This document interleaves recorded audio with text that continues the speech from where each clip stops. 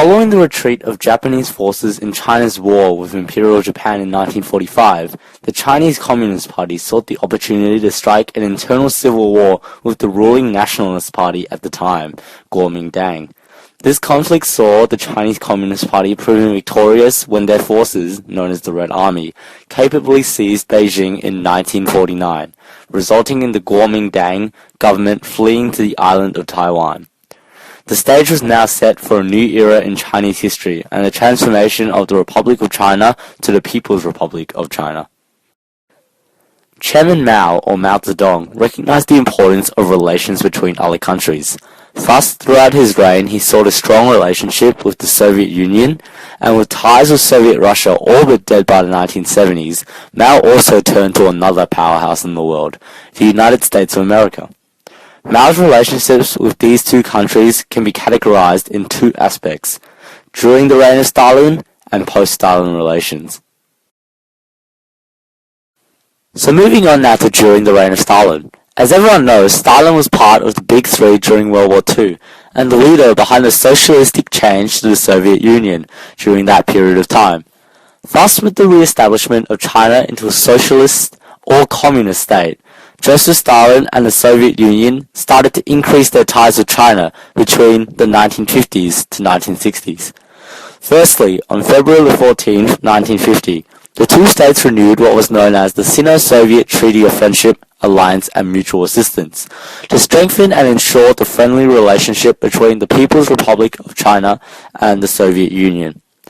This relationship also proved stronger than a past treaty signed between the two states when China was under the Kuomintang control in 1945, as the People's Republic of China and the Soviet Union now demonstrated a mutual ideology, a common goal: communism. The problem at the time of signing such a treaty was that although the People's Republic of China reclaimed much of its own sovereignty, the Soviet Union suffered from a loss of land, especially the prime naval base in Port Arthur and Dalian. This issue led to the Soviets' participation in the Korean War, joining the North Korea side of the matter. Reluctantly to the aid of Soviet Union, China, even though suffering from economic and military problems, persisted to send troops up to aid in the war, strengthening Russia and China's relations with each other, building on the treaty and mending any problems the treaty may have brought up at first. As a result of Mao's persistence, the Soviet Union became more than happy to aid the People's Republic of China in their economic and military situations, forming a mutual cooperation between the two countries. Mao conducts China's running into a similar fashion to that of the Soviet Union, following their central planning, governance, the means of production, and single-party control, whilst the Soviets saw their relationship with Mao as an opportunity to expand their communist views to Asia. Mao and Stalin possessed a working friendship, unfortunately one that wouldn't last for long. So following Stalin relations with China comes post-Stalin relations. So, following Stalin's death in 1953, Nikita Khrushchev, the new leader for the USSR, aimed to continue the Soviets' relationships with the People's Republic of China. However, upon countless times receiving word of Khrushchev supporting a coexistence between the communist and nationalistic world, which was totally against the views of former leader Joseph Stalin, and refusing to assign China nuclear weapons due to lack of trust, parted in 1962 as allies, as Mao did not want the People's Republic of China to be any less than equal to anyone else in a revolution for what was considered equality in communist ideology. This served as one of the motivations toward what is known as the Cultural Revolution. Following instability issues in the Cultural Revolution, Mao sought out to improve China's bitter relationship with the United States in the late 1960s and early 1970s. Obvious signs that China was keen for such a relationship was best illustrated upon President Richard M. Nixon's arrival to China in February of 1972. China was able to build up vital knowledge and skills, and also promised greatest access to U.S. markets from Nixon's visit to China, ending Mao's legacy before his death in 1976.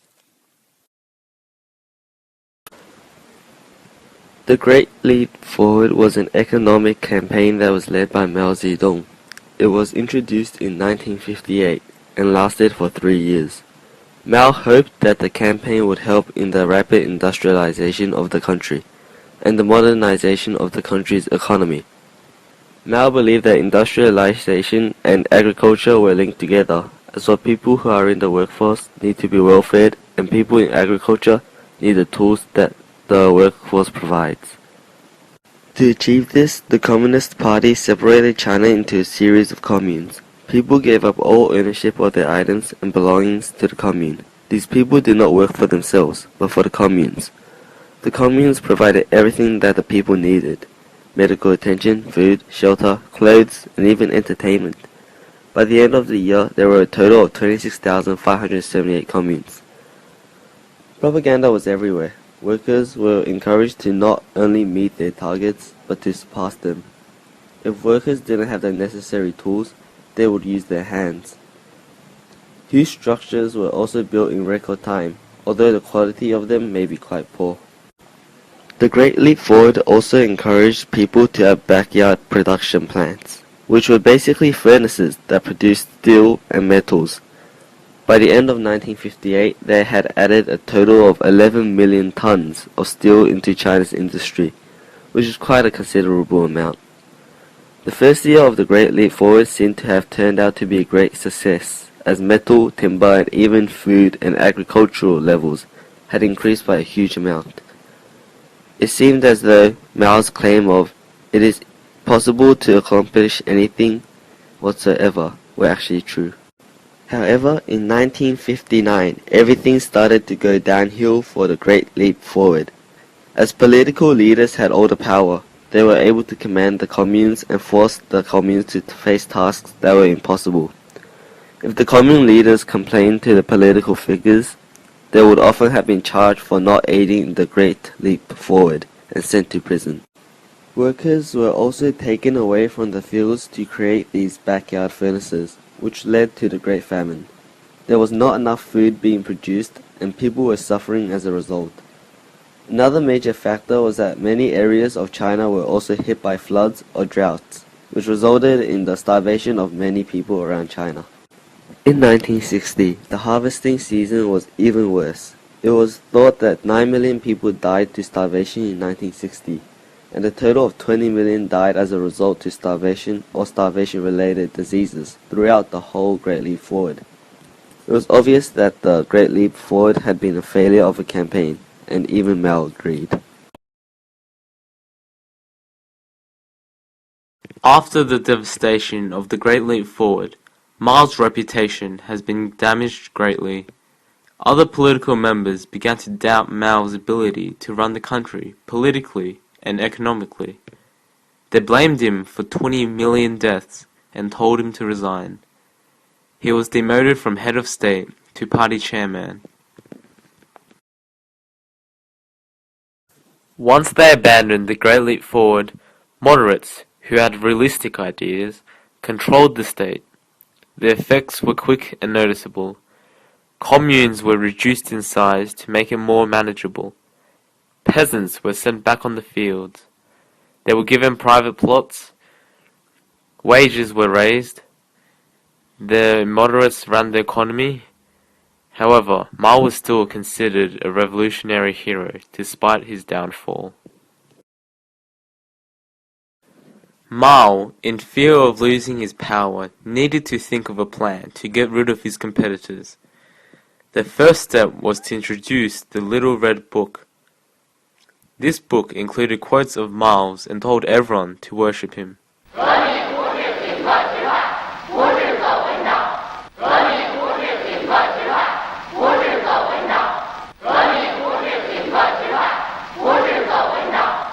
It was an incredible propaganda tool. All soldiers were commanded to study it and memorize quotations. Mao now had the support of over 4 million People's Liberation Army soldiers. With his influence, he had the country in his fingertips. Using his wife, Jiang Qing, the Cultural Revolution began. As part of the Cultural Revolution, Jiang Qing led to eliminate old culture. Children were taught to use violence to abuse their elders and scholars. Rebellion was praised by Mao. They would beat up their principals. They would beat up their teachers, publicly humiliate them. When asked why they did it, they would reply, "It was normal. Everyone was doing it." The students and young people had formed to create the Red Guard. They would wear a red band around their arm and would fight reactionaries who opposed this revolution. They would destroy old ideas, culture, habits, and customs. They targeted capitalists and the middle-class people, who included rich farmers and intellectuals.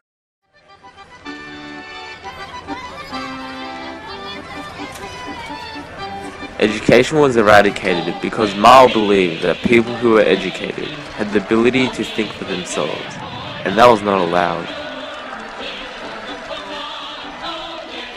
Children were told by others to spy on their own family members to catch out anyone saying anything bad about Mao.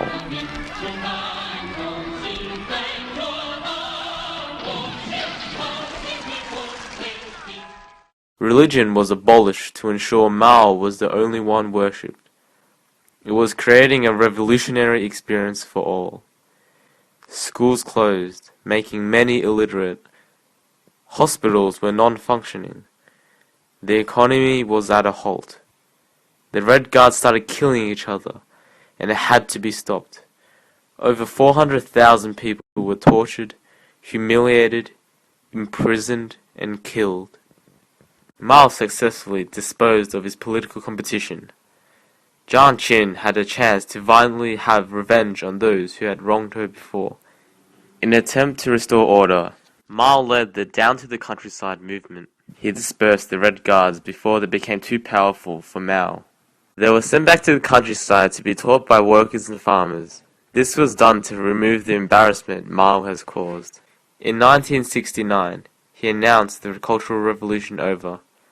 By now, Mao was considered the god.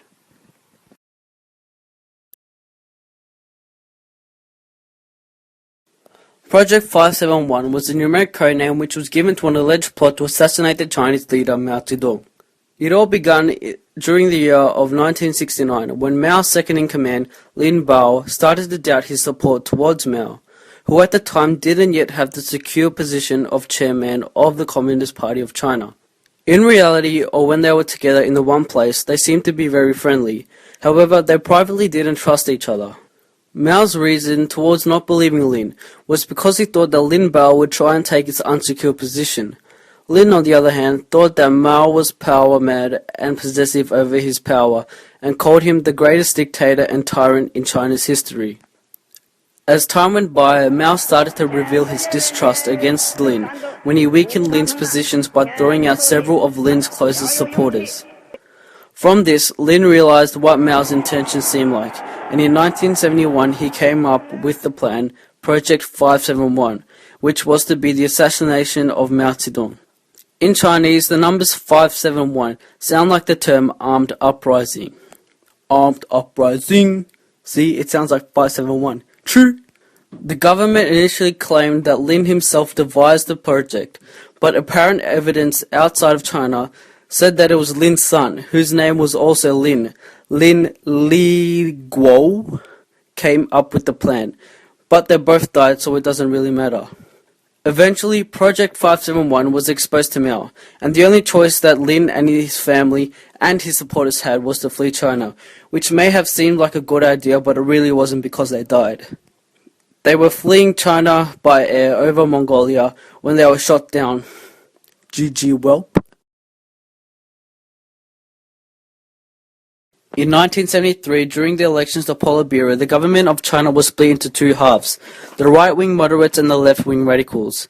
The right-wing moderates was led by Prime Minister Zhou Enlai and the Deputy Prime Minister Deng Xiaoping, who later came to power of the Communist Party. The right-wing were supported by the party and People's Liberation Army. Kind of like Lin Biao, they wanted to bring Mao to a stop and end political arguments and struggles. The right wanted to build a strong economy for China, and they wanted to focus on developing China's economy and wealth rather than politics. The left was led by Mao's third wife Jiang Jing and three of her close associates who are also known as the Gang of Four. They had more influences than the right because they controlled all the radios and press. They were supported by the trade unions, Communist Youth League and militias. The idea was that politics was more important than the economy and wanted to continue political struggle, meaning that capitalists and reactionaries would be wiped out. The Gang of Four dominated the government for quite some time. The Gang of Four maintained their power up until 1976 through control of the media and propaganda outlets and by their seeming adherence to Mao's policies and wishes. With Mao's death in September of 1976, the Gang of Four lost their remaining power. The death of Mao changed a lot of things in China. For instance, the Politburo gave power to Hua Guofeng, who arrested the Gang of Four at their surprise, as Hua and the Gang of Four were meant to be on the same side, both supporting Mao. Also, as a result of the death of Mao, Hua Guofeng became the Premier of the People's Republic of China, the Chairman of the Communist Party, and the Chairman of the Central Military Commission. With the power he had, he continued the unfinished path of Mao, as he was a great believer in Mao Ze Dong. Hua and his followers later became known as the whateverists. Many people went against his choice and started favoring the moderates, which resulted in Hua Guofeng being forced into early retirement.